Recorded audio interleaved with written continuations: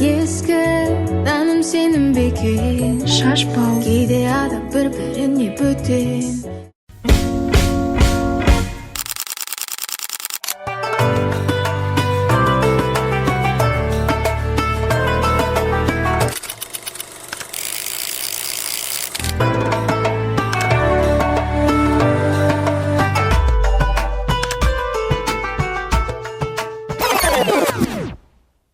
Есімім Айнұр, жасым 23-те, мамандығым бойынша филологпын. Бакалаврда да, магистратураны да қазақ филологиясы мамандығы бойынша тәмамдағанмын. Бірақ қазіргі кезде креативті индустрия саласында қызмет етемін. Өткен жылдан бері Қазақстан Республикасының креативті индустрия амбассадорымын. Және осындай өзімнің кішкентай, бірақ мақтан тұтарлық жобам бар. Талапай деп аталады. Қазақтың ұлттық ойындарын заманауи форматта жаңғыртумен айналысамын. Одан бөлек қазір жалпы ойындар индустриясын, қазақы ойындар шығаруға бет бұрғалы жатырмын.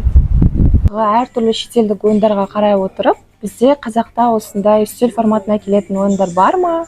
Және оларды қалай жаңғыртса болады деген сұрақ туындады. Себебі мен кішкентайымда көріп өскен тоғызқұмалақ өзіме өте қатты ұнамайтын, және бір қараған кезде менің артымнан ерген іні сіңлілерім де оны ойнайтындай деңгейде емес, сәйкесінше соның барлығын жаңаша форматта жасау және бәрінің басын біріктіру деген ой туындады. Солай мен ұзақ іздене келе кітапханалардан, энциклопедиялардан, одан кейін әртүрлі этнографтармен сөйлестім. Бірақ бізде қазақта стиль форматына келетін ойындар аз екенін түсіндім. Себебі енді қазақ көшпенді халық, сәйкесінше ойындар қандай болды бізде? Бір жерден екінші жерге көшу үшін ыңғайлы аттың үстінде шауып ойнайтын деген сияқты. Ал стиль форматына келетін дегенде де ол, мысалы, тоғызқұмалақ ойынның тарихына қараса, ол жай ғана қойшылардың ойыны, өздері жерді қазып ойнаған деген сияқты. Сәйкесінше стиль форматы ол тек қана былай шартты түрде бізге қазіргі кезде ғана келіп бастаған болмаса, жалпы біздің ойындарымыз ондай деңгейде болған жоқ. Бірақ әйтеуір стиль форматына икемдеуге болатындай деген сияқты өзім іріктеп 5 ойын таптым. Солай 5 ойынды ағашқа да шығардым. Ол бізде тоғызқұмалақ, құмар деген ойын, бестас және бестемше деген ойынның 2 түрін мен жасадым. Негізі бестемше бұл тоғызқұмалақтың кішкентай түрі, одан кейін қалыптасқан алтын адаммен бірге табылған дейді, осындай киіз үй формасында болған. Бірақ мен бұның сыртқы оюын, жалпы формасын өзім дизайнын жасадым да. Және не үшін бестемше деп аталады десек, көріп тұрғанымызда іші 5 отаудан тұрады және әрқайсысында 5 тастан болады. Сәйкесінше 5 текше дегеннен, ол к кезінде түрленіп мыға айналған бестемше деген атау шыққан. Осы бестемше деген ойын қазіргі кездегі классикалардың бірі, яғни өте үлкен сұранысқа ие. Және көбі бір көрген кезде бұны сөмкемен шатастырады. Оның да өзінің бір тарихы бар. Жалпы былай қараған кезде, сөмке ішін ашсан ойын деген сияқты. Және мен ойындардың барлығын бірандай бренд деген атауға сай болу үшін өзім бренд қалыптастырғым келді. Сыртында сөмкесімен, ішінде осындай тастармен, тастар осындай қапшықтарда, себебі бала өзінің артынан жинап үйренсін, жауапкершілігі күшейсін деген сияқты. Және ережесімен бірге шығардым. Сосын осы бестемше деген ойын, ол былайша айтқанда тоғызқұмалақтың кішкентай түрі болғандықтан классика өте оңай, және оны күрделендіру мақсатында мен мынадай түрін өзім ойлап таптым. Бұны тұмар деп атадым, мынаны киіз үй бестемшесі деп атадым. Не үшін тұмар? Өйткені сыртқы формасы тұмарға ұқсайды. Бұның ішкі формасы дәл солай бестемше деген атауына лайық, бірақ ойнау барысында не үшін күрделі? Себебі мұнда текшелер параллельді түрде орналасса, мұнда басқаша формамен орналасқандықтан өте қиын. Адам ойнап отырып, оның зейінділігін де қосу керек, яғни кішкене айтқанда бақылаушылық, тағы басқа қабілеттерді арттыруға өте жақсы. Және бір айта кететіні, ойындардың барлығы белгілі бір деңгейде баланың, жалпы ересектің де әртүрлі қасиеттерін дамытуға арналған. Ол мысалы шыдамдылық, ептілік, төзімділік, байқағыштық, стратегиялық ойлау, логика деген сияқты. Сол сияқты бестас ойыны, бестас деген ойынды біз көбіміз естіп өскен шығармыз, бірақ оны қалай ұсынуға болады деген кезде мен өзім ойладым, не үшін қорапта бермеске. Осындай, бұл жерде QR бар, QR-ға өту арқылы видеосын қарауға болады. Ережесі үш тілде, себебі көбіне бізден шетелдіктер жиі алып тұрады.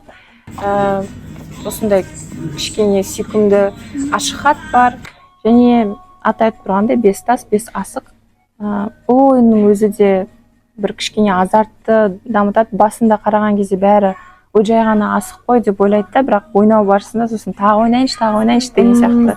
Жоқ, ондай мағына жоқ. Өзім әртүрлі түске боядым, бірақ негізі түрлі түсті болғаны белгілі бір маңыздылығы бар, себебі ішінен бір тасты өзін таңдап Наби деп атайсыз деген сияқты сондай бір ерекшеліктері бар. Наби деген шыны керек әлі күнге дейін нақты қандай мағына беретіндігі анықталмаған, бірақ бір андай тастардың ішіндегі ерекше бөліп алып, оның бір басқарушы, басшысы деген сияқты мағынада келтірілген. Осындай ойын. Сосын 9 құмалақ бар. 9 құмалақны бүгін алып көрген жоқпын, бірақ оның да дәл осындай оюлармен кішкене үлкен түрде, сыртында сөмкесі бар деген сияқты. Және құмар деген ойын болатын, бірақ мен оны уақыт өте келе алып тастадым. Біріншіден атау үшін кішкене қызық естіледі, екіншіден енді оған 4 тас керек. 5 тастан ерекшелігі кішкене ірі тастар болғанымен, бәрібір де 5 тасты алған адам құмарды да ойнай алады деген сияқты нәрсе болды да, сонымен уақыт өте келе оны алып тастадым.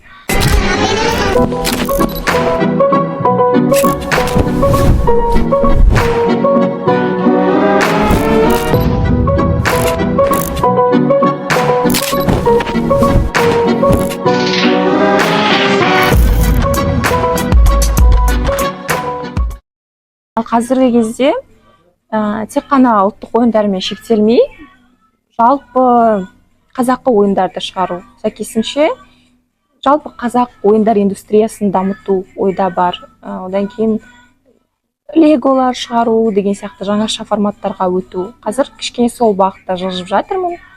QZ формасында қазір конструктор дейді ғой, құрастырғыш, соны шығарып жатырмын. Әзірше сынама нұсқада, өйткені мен бір ойынды шығару үшін, оны шығара салуға болады, бірақ мен біріншіден балаларға ойнатып көрем, ол қалай болады, қалай қабылдайды, одан кейін мысалы осы бірінші сынаманы жасаған кезде ойнады, бірақ сындырып ала берді қайта-қайта. Ол сәйкесінше материалын өзгерту керек деген нәрсені көрсетеді.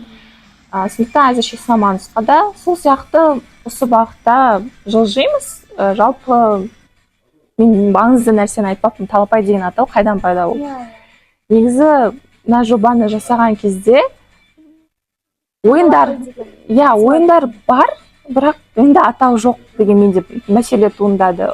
Сосын кел ойнайық деген атау ойладым, бірақ бір адам есінде де қалмайды, қызық та емес. Сосын ұзақ ойландым, маған енді ойлаймын, Айнұр енді шығару керек қой, бір нәрсе істеу керек. Сонымен отырамын, қараймын ойындардың ішінде Хан Талапай деген ойын тұр, бірақ мен оны алмадым, өйткені осы стиль форматына келмеді.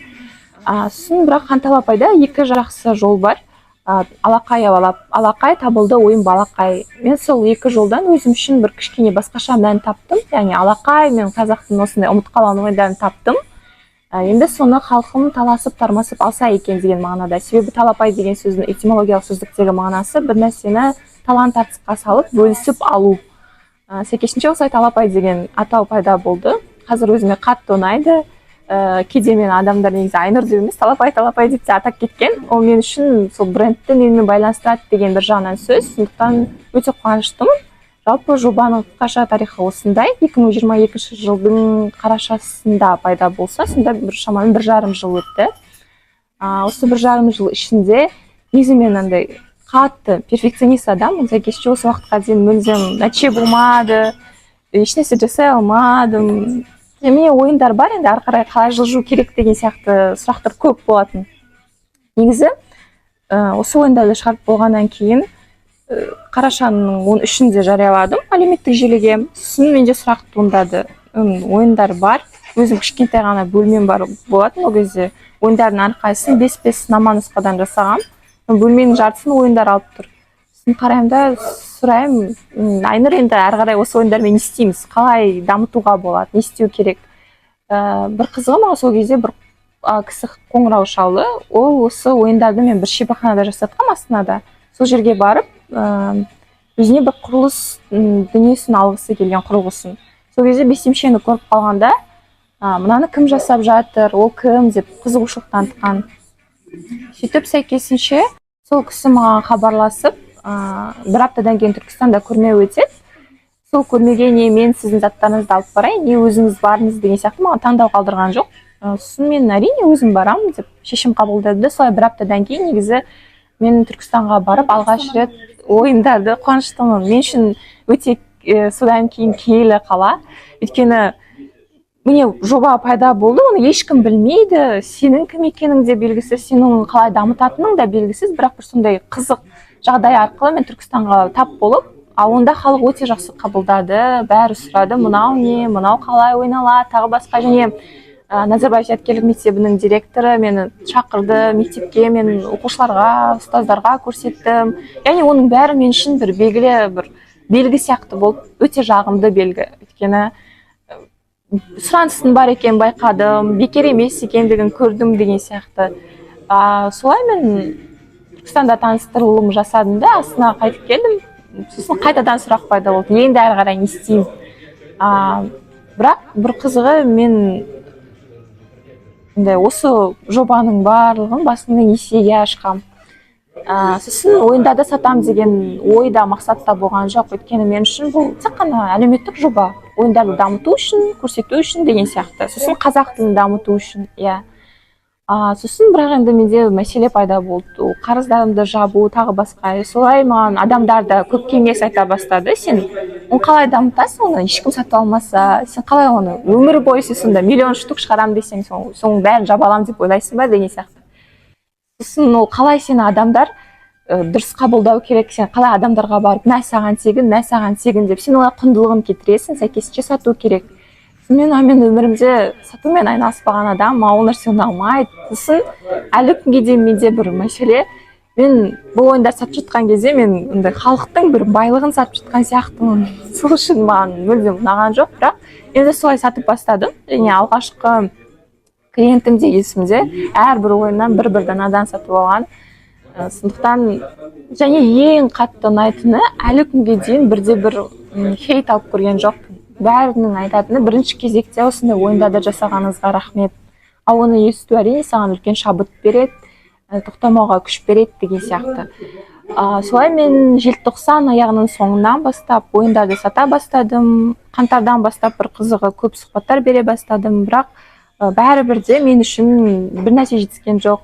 Меломанға шыққым келді, ешкім алғысы келмейді, әрине деңгей керек.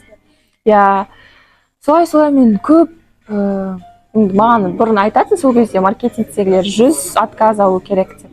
Мен 100 емес, мен 150-200 отказ алған шығармын күн сайын. Бір күні кәдімгідей бір деңгейге жеттім, мен шаршап кеттім. Мен әрі қарай айналыспаймын бұл нәрсе, маған қиын, ешкім алғысы келмейді, өтпеді, мен не істеймін. Солай мен Перизат Мырзахметті танитын шығарсыздар, сол кісі маған күшті ақыл кеңес айтты. Айнұр, егер сен қазір бір есік жабылса, бір есік сен мүмкін басқа есіктерді қағып жатқан жоқ шығарсың, дұрыс емес нәрсені қағып. Саған биіктен көру керек, кішкене биіктен қара. Солай мен есімде әлі сол күн, ақпан айының бір 5 күні ғой деймін, жынданып үйге келіп, Луи Виттон, Диор, бүкіл әлемдік брендтерге жазып шыққам. Мен Қазақстаннамын, мен креаторымын, мен осындай ойыным бар. Неге? Себебі мен Луи Виттонмен бір байланыс көрдім ішімде, себебі олар сөмке шығарады. Менде осындай сөмке формасында ойым бар. Олар шахматты жақсы жарнама жасайды. Біз сөмке жасайық, ішін ашқанда шахмат болады деген сияқты. Яғни мен бүкіл брендтерге жаздым, бірақ түпкі ниетім Луи Виттон болған. Алғаш рет Франкфуртта қазақ ойындарының курсы ашылды. Қысқаша айтқанда, сондай Қазақстанда белгілі бір жетістікке жете алмасам да, шетелде белгілі бір деңгейде жобалар жасадым. Берлинде көрмеде болдым, халықаралық Берлин базар көрмесінде 52 ел қатысты. Қазақстан тұңғыш рет қатысты осы жылы. Ойындарды таныстырдым. Өте мен үшін үлкен тәжірибе болды. Өйткені мен үшін бірінші халықаралық көрме. Бірінші кезеңде өтініш бересің, одан кейін жобаларды жібересің, сосын сондай бір іріктеу кезеңдерінен өтіп, ақыр соңында Қазақстаннан шатаспасам 5 жоба ғана іріктелді.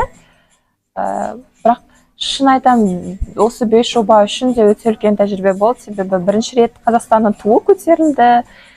Біз соны өз көзімізбен тамашаладық, қуандық деген сияқты. Екіншіден әртүрлі ұлт өкілдерімен енді 52 ел қатысты, сәйкесінше өте ірі жоба. Әр елдің павильонына барасың, қарайсың, олар не алып келді, олар немен айналысады, қалай болады.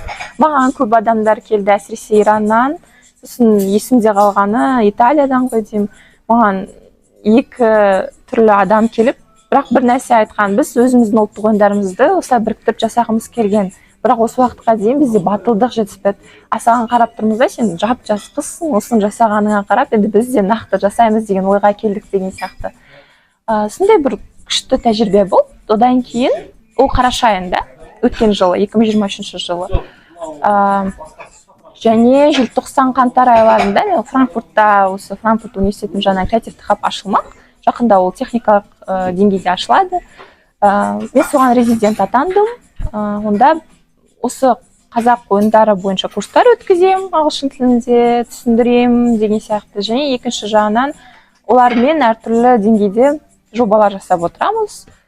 Былайша айтқанда тұрақты резидентім. Сондай бір қызық халықаралық тәжірибелер болды. Бірақ қазіргі кезде мен осы Астана қаласында осы ойындарды дамыту үстіндемін. Қазір толықтай осындамын. Сондықтан әрі қарай көп жұмыс жасау керек екендігін түсінемін. Көп қателіктер де бар мен тарапымнан. Сапа жағын арттыру керек, ойындардың санын көбейту керек. Былайша айтқанда қазір Қазақстанда бар күшімді салып дамытқым келеді. Маған әлі күнге дейін солай айтады. Біз Талапайдың артында 50 жастағы, 40 жастағы бір үлкен әйел, аға, апалар тұрады. Сосын мен көретсе: сіздің жасыңыз нешеде? Сіз 23-те. Сіз 23 жастасыз ба? Солай таңғалады. Сосын көбі маған юношеский максимализм деген диагноз қойып тастаған. Сонымен өмір сүріп жатырмыз, не істейміз? Негізі Талапай маған көп жағынан әсер етті. Әрине өзінің қиындықтары бар. Жалғыз өзің болып жұмыс істеген қиын. Өйткені сен СММсің, сен сұхбатты беріп қайтасың, сен шеберханаға барып ағаш кесіп қайтасың, сосын ертесі күн дизайн ойлап табасың, одан кейін бір жерге барып зерттейсің. Былайша айтқанда бір 10 шақты рөлді өзің бір алып жүресің. Ал шын мәнінде қиын. Команда болса, ол әлдеқайда жеңілірек, себебі бөліп бересің, сәйкесінше жаңа нәрселерді жасауға, көбірек жаңа идеялар ойлап табуға мүмкіндіктер көбірек болады. Бірақ әзірше мен жалғызбын. Бірақ жақын арада бір командаға қосылғалы жатыр дегенде, мен осы уақытқа дейін өте жабық болдым. Жалпы айтып тұрғанда маған сұхбат берген ұнамайды. Біріншіден, екіншіден хайп қуғанды ұнатпаймын. Сәйкесінше маған анау жалпы әлемдік жаңағы бренд туралы, мен туралы жарияласам маған ұнамайды, себебі мен өйтіп ойындардың ол арқылы танылғанын қаламаймын. Сондықтан мен жалпы шетелге кеткен кезде де көп ұсыныс болды. Сен сол жақта ақыры барасың, кездесу өткізесің, ол үлкен дәреже, ол үлкен деңгей. Сәйкесінше әртүрлі бағдарламалар жасау, сосын Инстаграм жүргізу, блог жүргізу деген сияқты. Шын мәнінде болушы еді, себебі 1 жылға жуық мен сол жақта тұрдым. Бірақ мүлдем қаламаймын, ұнатпаймын, сосын қашып жүрмін да. Қазір енді түсінем, әрі қарай жаңа деңгейге жету үшін одан да өту керек. Сол үшін қазір мен бір продюсермен жұмыс жасағалы жатырмын. Білмеймін қалай болады, бірақ көреміз. Ол кісіні мен өзім 1 жыл бұрын таныстым. Мен кететіннің алдында менен сұхбат алған ол да. Бірақ ол кісінің өзінің жеке компаниясы болған. Ол кезде маған айтты, ол кісі өте шыншыл. Сенің бетіңе қарайды да, қалай бар солай айтып тастайды. Ол маған өте қатты ұнайды.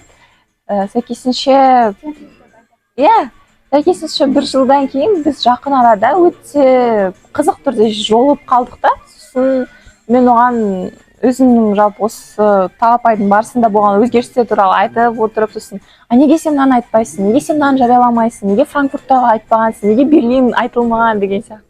Сосын мен тұрдым да, білмеймін, ол айтылуға тиісті емес шығар деп ойладым, бәрі солай жасайды ғой деген сияқты.